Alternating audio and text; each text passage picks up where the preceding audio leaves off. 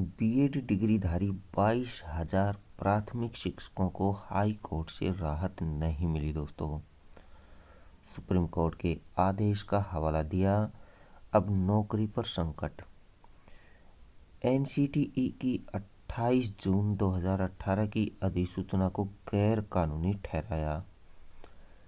राज्य सरकार के अधीन प्राथमिक स्कूलों में बीएड की डिग्री पर नियुक्त करीब 22,000 शिक्षकों की नौकरी पर संकट के बादल मंडराने लगे हैं।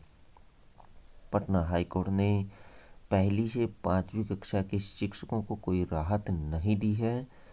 कोर्ट ने कहा है कि संविधान के अनुच्छेद 141 के तहत हाई कोर्ट को सुप्रीम कोर्ट के फैसले को मानना है।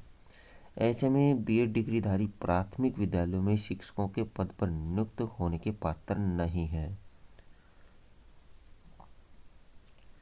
एनसीटीई की ओर से 28 जून 2018 को जारी अधिसूचना को गलत करार दिया गया।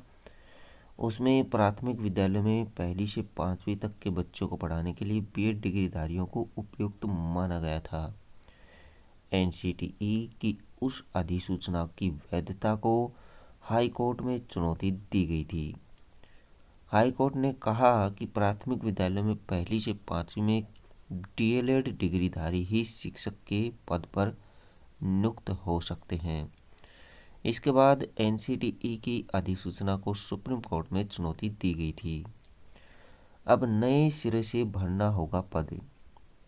हाई कोर्ट ने कहा कि शिक्षक नियुक्ति के 6ठे चरण में पहली से 5वीं के लिए बीएड डिग्रीधारी की नियुक्ति हुई थी, उसे अब नए सिरे से भरना होगा।